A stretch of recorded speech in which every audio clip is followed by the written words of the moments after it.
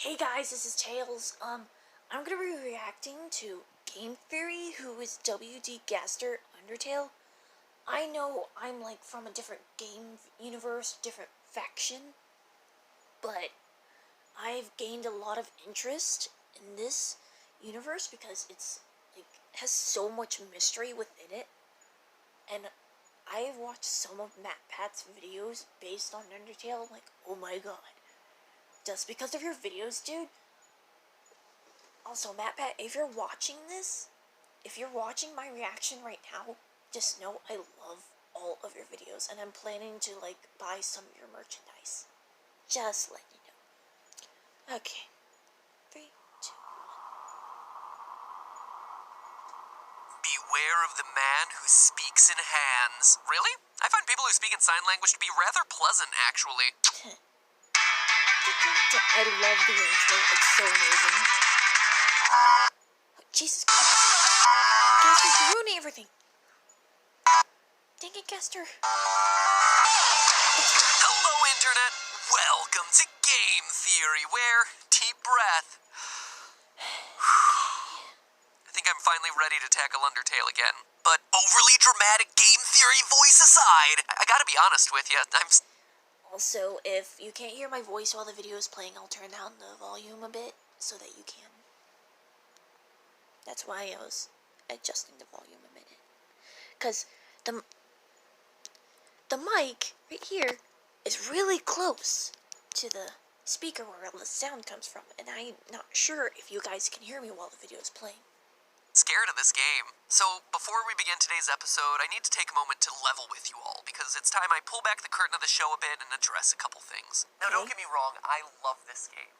I really do, but doing episodes on Undertale have been some of the worst experiences that I've had in the 6 years of doing this show. The first was Sans' Nest, a theory I was so excited to share with you. In fact, it was one of, if not my favorite episode that we had done of Game Theory to date, because it allowed me an opportunity to talk about one of my favorite franchises growing up, Earthbound, as well as one of my favorite modern franchises of Undertale. And it was a fun episode. Now, don't get me wrong, did I in any way think that this was canon lore to the series? No. Of course not. I didn't think that Sans is actually Ness, but at the end of the day, these are theories meant to get you to think about things from a different perspective. And let's be honest here, there are a lot of similarities between Earthbound and Undertale, okay? From visual design to actual sound effects to even the timelines of the games. But the overwhelming negativity and ridicule that that video got was just crushing. It sucked, man. And don't get me wrong, I have gotten used to dealing with internet hate over the years. I've gotten through the Sonic is Slow controversy. I've had literal petitions written to remove me from the internet for slandering. Also, Matt, Sonic is not that slow. He may be slow, slower than the speed of light, but he's not that slow. He's pretty fast. Mario's name by calling him a sociopath, but this one hurt.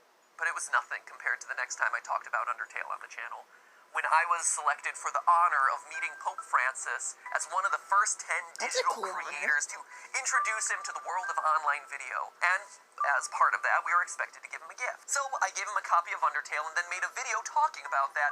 One, because it was such a huge honor for me, but two, because I was excited to share it with you. This was our achievement as a theorist community, as gamers, as online digital creators and people who love online things. And the hate that video received in the first week. I mean, this was a video where I specifically talk about accepting others and saying no to hating other groups of people, and it got hate. You gotta love the internet sometimes, man. Now, I tend to stay quiet in situations like that, since I've learned that fighting back only seems to make the problem worse. But since I'm talking about Undertale, and since I know all of those comments are going to come flooding back on this video, I figured, let me address some of the misconceptions and errors that were leveled against me when I first released that video. One, I talked to the Pope about cyberbullying in schools. I did not, as many people wrongfully accuse me of, waste his time talking to him about video games or gamer problems. In fact, my entire conversation with the Pope is available on YouTube right now. If you had actually taken a couple minutes to do research before assuming and accusing me of things, would have actually saved me a lot of sleepless nights. 2, the gift of a game was symbolic. Of course the Pope isn't going to play a video game, but 3, if you thought that the gift of a video game was bad and had problems with that one, at least it was better than a surfboard and a... Also, guys, please don't hate on MatPat. He's just trying his best to make you think. Because YouTube videos rarely do that. Okay? And if MatPat were to see this video that see the reaction of mine to this video, I'm not sure if I make any sense right now, but just hear me out. MatPat, you're my best friend without even knowing. Sorry, Sonic, but you're kind of second as my best friend list, but MatPat, you're on the top of my list. Just letting you know. Legal tree and a YouTuber's self-written book about themselves. All things that the Pope also received as gifts that day. Which leads me to number 4. Yes, obviously other games talked about peaceful solutions before Undertale, but geez, I liked the game, it was recent at the time, and it was the Pope's Year of Mercy. And I don't know if you've noticed, but the word mercy appears a whole heck of a lot in Undertale. And lastly, number 5. I was selected via an application that I submitted for this opportunity as a representative of America, as a representative of gamers, and of online digital creators. I know a lot of people were upset that I was selected, and I'm sorry if you don't like me. But as someone who tries to advocate for science, logic, and critical thought, See? I did my best to put a good foot forward for all 3 of those different categories. And you know what? I did my best. I tried. Anyway, enough of me talking on camera. Let's hop back into the video, because no need to see this on camera anymore. I just thought it was important to talk to you. Mano a mano.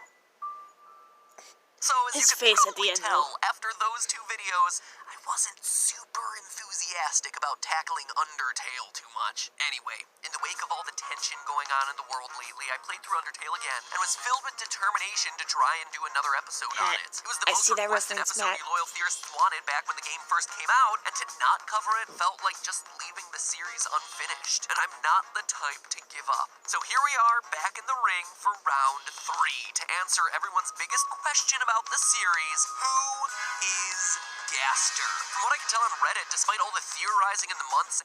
I always thought that Gaster was like Sans's and Papyrus's dad.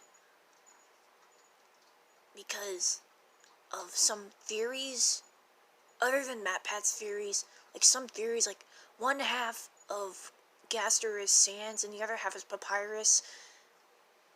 Yeah. Apparently, Gaster cut holes in his hands. The reason there's holes in his hands is because he cut them out to make Sans and Papyrus. I heard that theory a while back, but I'm not sure if it's actually true, so I'm trying to confirmation here of who Gaster really is.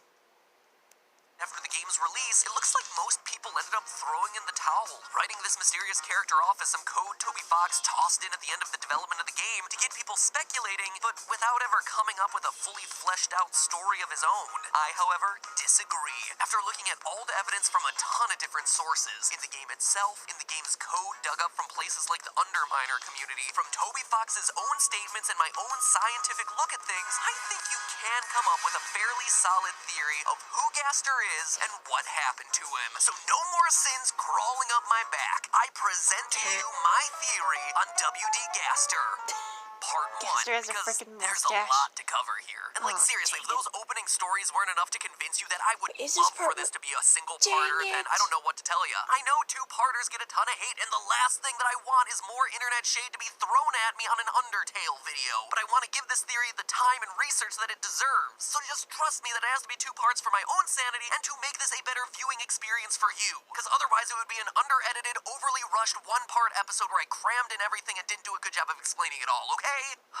Wow, I am unloading all sorts of emotional baggage on this episode. All the stuff that has been weighing on me as a creator for the longest time. Let's start off with the easy stuff to get everyone on the same page, since it's possible that some of you are like, I've played Undertale all the way through 3 times. Neutral, Pacifist, and Genocide, watched Jack, Felix, and eventually Mark play it and still have no idea who you're talking about. Well, that's because your chances of running into any evidence of this character in the game is a slim 2.8%.